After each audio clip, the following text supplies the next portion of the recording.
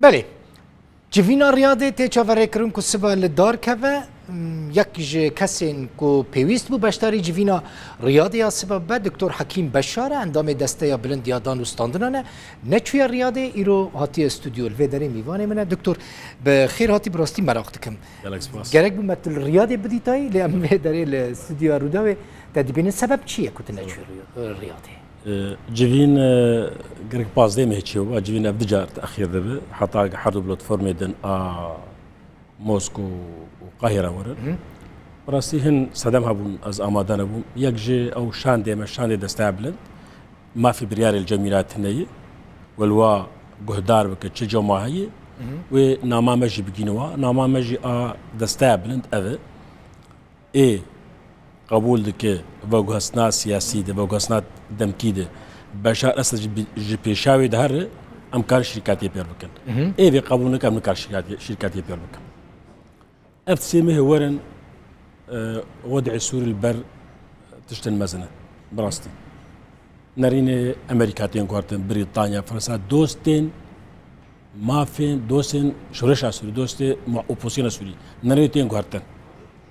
دي مستورا بري دوجة تصريح دايج أفتسوري تسمه ورن وتشتن مزنة سوريا تشبه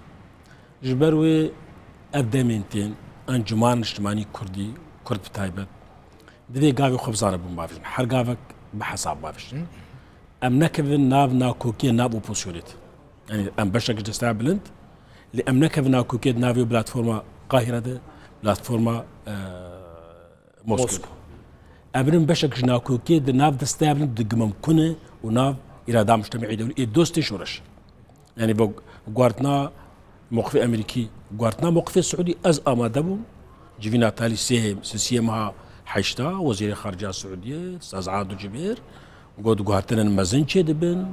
جهاني دي وده لسان عبدي وام دخواز روجا بيشي دي بشارة سنهره لأوان نما ممكن هون يعني زخت وكر دكتور يعني عادل جبير يعني هون نبيج مجبور ليه هون خصنا بن ضغطك يكون هبونا أسد قبول بك نا قوت أفت نارينا واقعي أم شريتك لبريار جمعي ام شريتك لبريار الجمعيه دور وزارة جدرفه وك تشتك درخست توضيحك درخست او توضيح عينه توضيح دبجه ام بيانات جنيف هاي كيرانه وام بريارة سايشنا بدلتي ده حضر سبينجو تشار وروسيا جويت بيشه ده حد واجي مصير اسد ندياره جبروي ام انجمان اجتماعي كردي في ابتسمي هورن ام قال لك زابون قافي خبابشن ام نكف الرزا بيشيده ده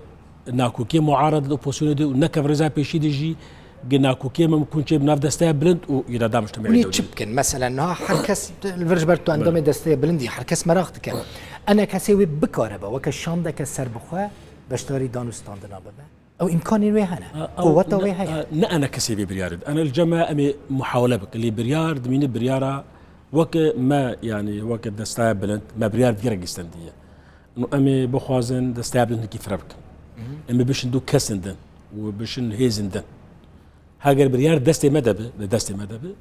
ازي هناك انجمان ديجي امادبك مثلا ليه بريار ممكن وك الرياضه يكي تشيبو بريار دستي رياضه بو دستي هيزن ابالي ويد امريكا بريطانيا فرنسا هاجديسه اماده كرنا خلكي دستي وادب او تشتكي دكتور تبتني نوفا وك كرد نوفا دستيا تبتني تاني يعني تبتني تكاري تشبكي بقولنا دكتور قال لك زحمه مثلا من الجنيف تديتي قال لك البرخوذ دي قال لك يا ولدي كازي قال لك تشتم كلي اوقاص كسند نوفا و دستيا بلند يعني شما هون دستيا بلند اوبوزيشن مجبور ناكن كوچند كسب ترى بالويد اما تشا مجبور بكش خو برسيار اف اما تشا مجبور غيني قفتو جو يعني ناكو كيدنا مواد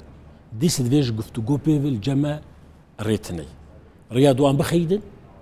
ام هرن مالو خبتني ام مش درفي وبوسين كتن ايرو للسوريان هيزن سرعدي وهيزن سياسي قشر دكن وجي خد اوبوسيون ببينو وجي خد جنيف ببينن نما بكون ام بيجن بيولا مش جنيف دركبن ام تشا برجي كاكو تشار سار بكش غيني قفتو غور جبروي ازويد بيجم او ناكو كيغو تشيدبن جبوكو بقاربن رولا كردابي تربكن ديس قفتو غوي لی آلیین دن اپوزیسیون آماده یک وی گفتگوی الگلوا بکه کو رژه کردان. بله از وقت نافدم کنگراریات ساونی وقت چی بوده. مش صفر دست بکر کنگراریات. تشتكي كردات التنب بينما ويجي انا زلال سكارين بيش وكم انا ديكومندا دستابلنت جلس كردات يدنا يعني هن توازن قشي رش بكن نوعي مبدئيا كي رش ازوج رشتكم اللي هو كيدن جبو كردات شي سركتي دي بقرا ناس ناميتي دي حزام عربي وحلبتي دي سياسات التعريب وجار سربتي دي برزقيكا كردي وك برزقيك ديمقراطي سوري ودبيجة دستور سوري نهدي دبي ما في كرد بيجي الدستور ده ما في زماني كرد ما في كلتوري كرد ابقش دن دبي كرد شريك افكنا سوريا نهبن دبي كرد شريك ريبريا دولة سوريا نهبن ابقش دن لان نحت شيء متخوازن تدنا بالراستين نممكن كريزا سوري دي يك طرف تاني دي كريزا سوري قشي دي قال بشي خوش بسرخينا نوبوسيون نريجي ام يجي اوبوسيوننا تشي اوبوسيون كسر ناكبه وشو شو كرداك كسر كف بله نها مثلا ام قاسيكو ام دشوبين دبينم حردو بلاتفورم قاهره وموسكو دبكو تبلي اوبوزيسيون ببن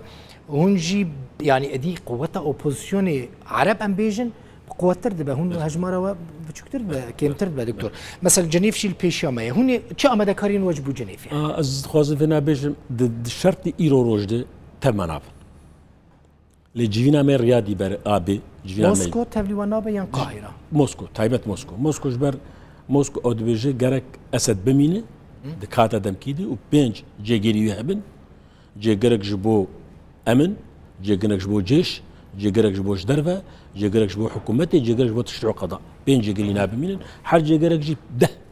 وك كوميتاكي بير كاربكن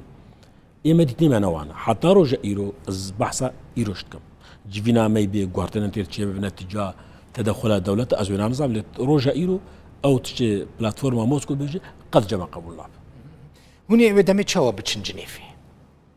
هون مثلا هوني ديسات نافا اوبوزيسيون دا باشتري جنيفي بن يعني هوني اصرار بكن كوا كسر بخارن جنيفي لا جنيفا جولا ور تايبت ام تاف اوبوزيسيون هر لي جولا ور هاجر وك دي مستور بري انا قلتي ما نهايه دمان هذا شان دك هفش جناب ليغو تاجيل بك ممكن بهاد هاخينه ممكن ضغوطات شبن شان دك جبر بلاتفورما روسيا بشي قومناي امادناب امناي موسكو ناين رياض دورغو بسكايبي دورغو امبي قبل تجاه ضغوطات هاي لا نتجاه بهوريا واتك هند فكرن يعني برسا داوي دكتور هند فكرن شاندا انجمني برفرها بكن يعني شاندا خو انا كسيد نابا اوبوزيسيون ده حق بدس ما كمي دانستان ده حق بدس ما كمي بكن ام قال لك محاوله بكن يعني بارتين تنجي بكن نابا ام قال لك محاوله بكن ام هن اندامج انجمان اجتماعي كودي تاب اوبوزيسيون قال لك سباس دكتور حكيم بشار اندامي دستي بلند يا دانستان ده ميفاني